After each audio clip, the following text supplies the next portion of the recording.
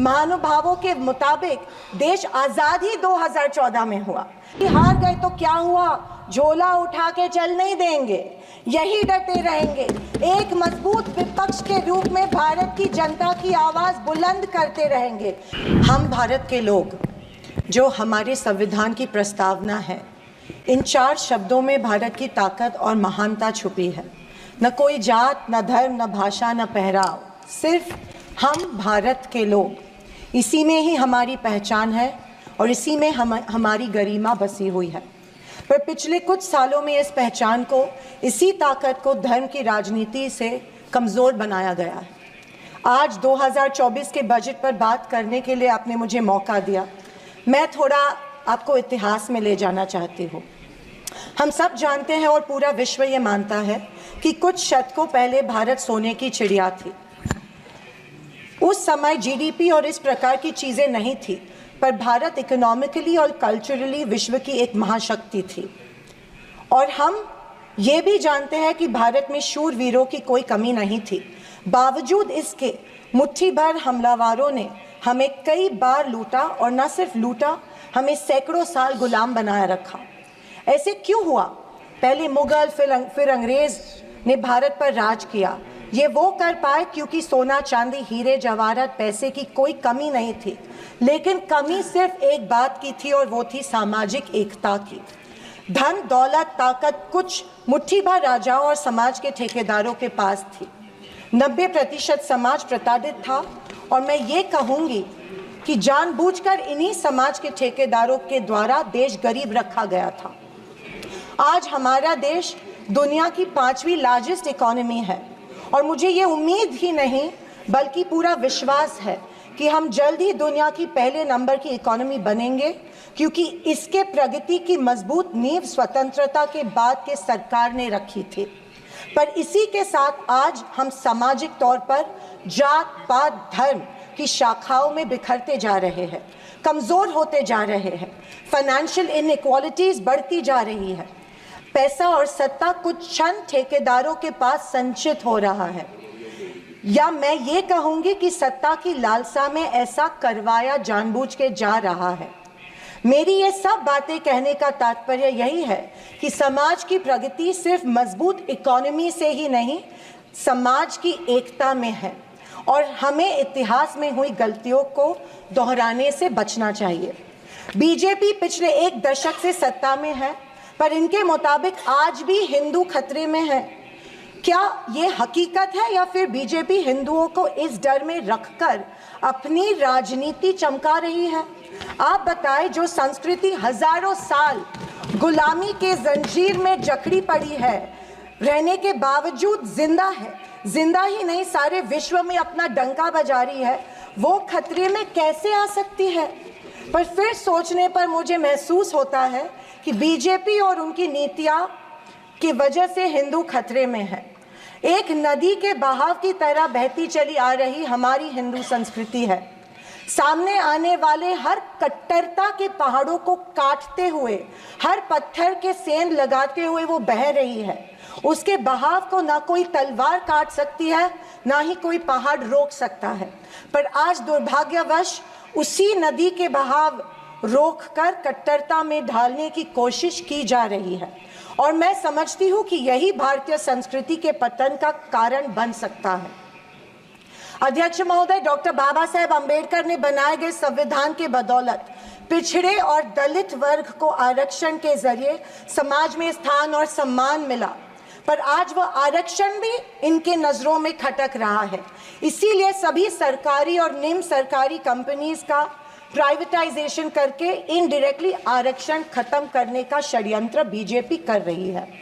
Speaker sir, इनके मुताबिक गए 2014 के पहले कोई भी अच्छा काम देश में नहीं हुआ, और कुछ महानुभावों के मुताबिक देश आज़ाद ही 2014 में हुआ। खैर, आप कितनी भी कोशिश कीजिए, लेकिन इस सच्चाई को नहीं झटला सकते कि आज जो भारत चांद पर पहुंचा, उसकी नींव इसरो के रूप में पंडित नेहरू जी ने रखी थी। 2014 से बीजेपी अपने झूठे प्रोपेगेंडा से कांग्रेस की लेगेसी को मिटाने की पुरजोर कोशिश कर रही है, पर इनकी लाखों नॉन बायोलॉजिकल कोशिश के बावजूद दुनिया इस देश को नेहरू गांधी का देश ही मानेगी। ये दुनिया की किसी भी कोने में जब जाते हैं तो इनको गांधी जी के प्रतिमा के सामने ही नतमस्तक होना पड़ता है। ऐसी सरकार और ऐसे वित्त मंत्री से हम क्या उम्मीद करें जो प्याज के बढ़ते दाम के सवाल पर कहती है कि दाम बढ़ते हो तो बढ़ने दो, मैं प्याज नहीं खाती। स्कूल कॉलेज के फीस बढ़ते हैं तो बढ़ने दो, हम शिक्षा नहीं भक्त बढ़ाते हैं। पर फिर भी जनता की प्रतिनिधि होने के नाते मेरा दायित्व है कि मैं लोगों के प्रश्न इस सदन में समक्ष पेश करूं। अध्यक्ष महोदय, पंतप्रधान किसान सम्मान योजना के बारे में मैं बोलना चाहती हूँ।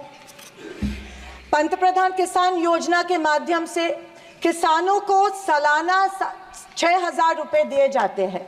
2,000 रुपए 3 इंस्टॉलमेंट्स में दिए जाते हैं।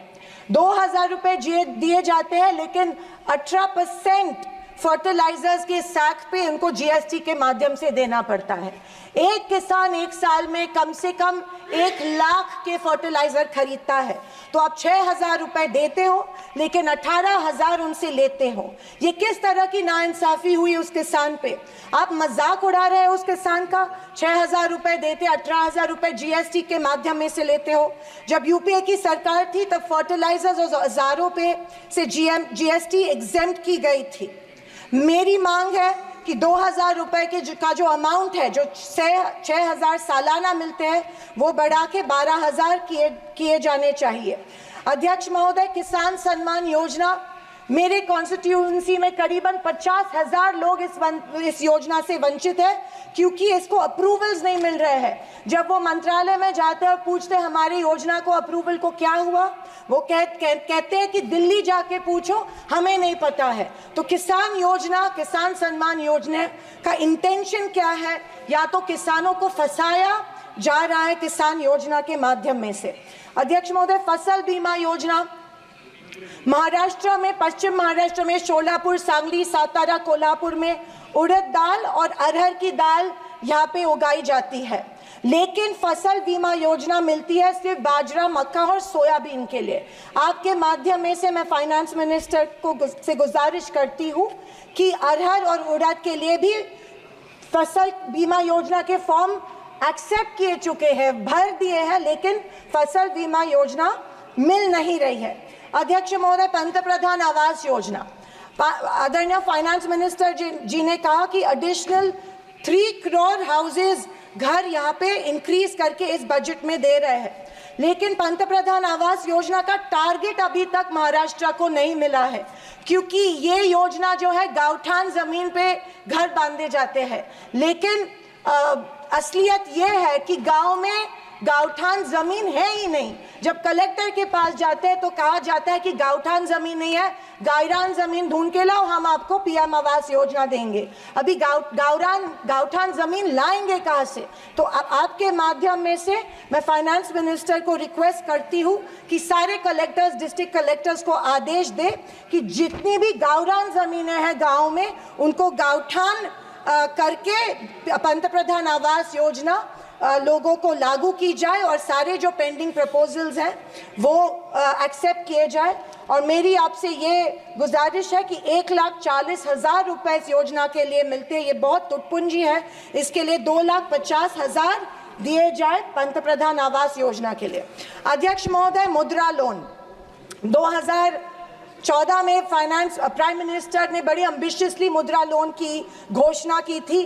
कल फाइनेंस मिनिस्टर ने इसकी जो राशि है 10 लाख से लेके 20 लाख की, लेकिन मुद्रा लोन उस पीरियड में उन्हीं लोगों को मिले जिनकी सिफारिशें बीजेपी के कार्यकर्ताओं ने की थी, जबकि सामान्य आदमी जो है, आम आदमी जो है, उसको ये लोन नहीं मिला था।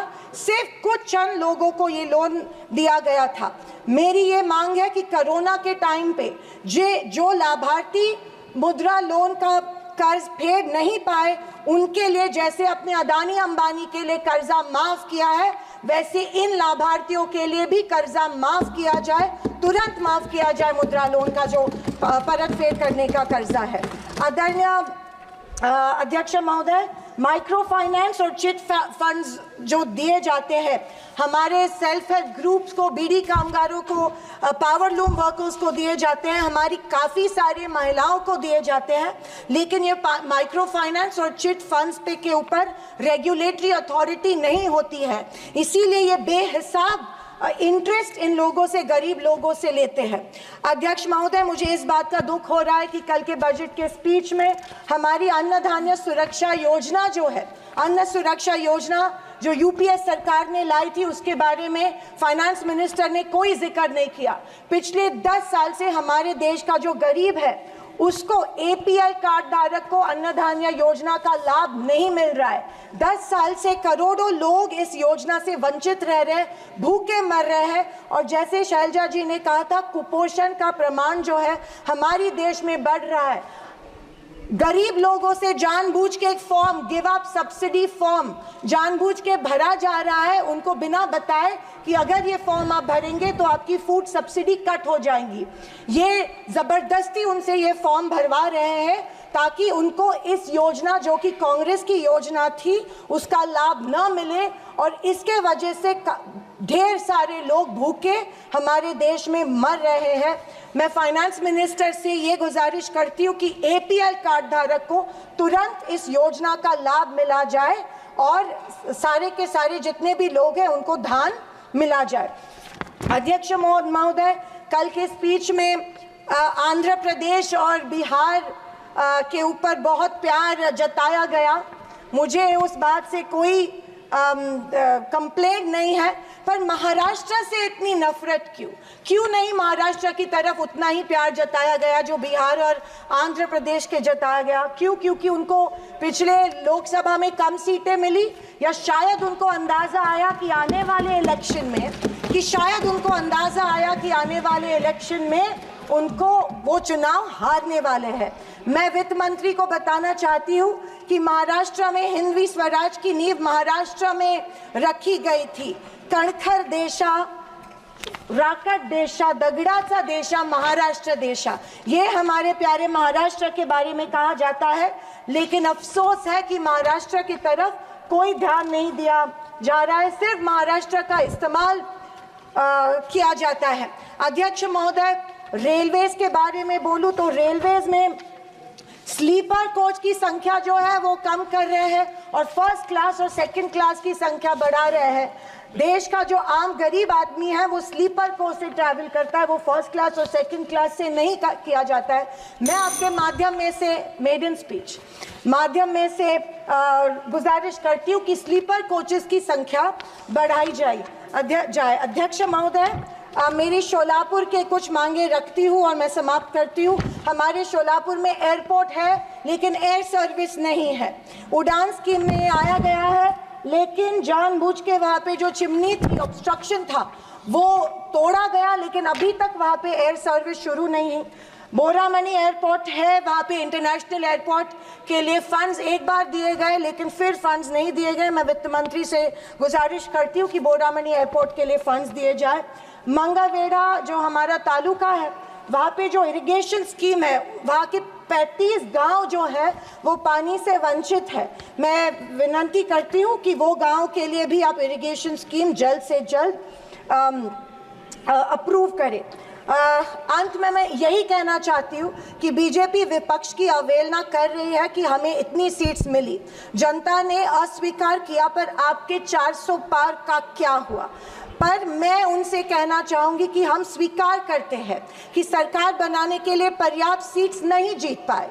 हाँ, हम हमारी बातें जनता को बेहतर तरीके से शायद नहीं समझा पाए, लेकिन ये भी कहना चाहूँगी कि हार गए तो क्या हुआ, झोला उठा के चल नहीं देंगे, यही डटे रहेंगे।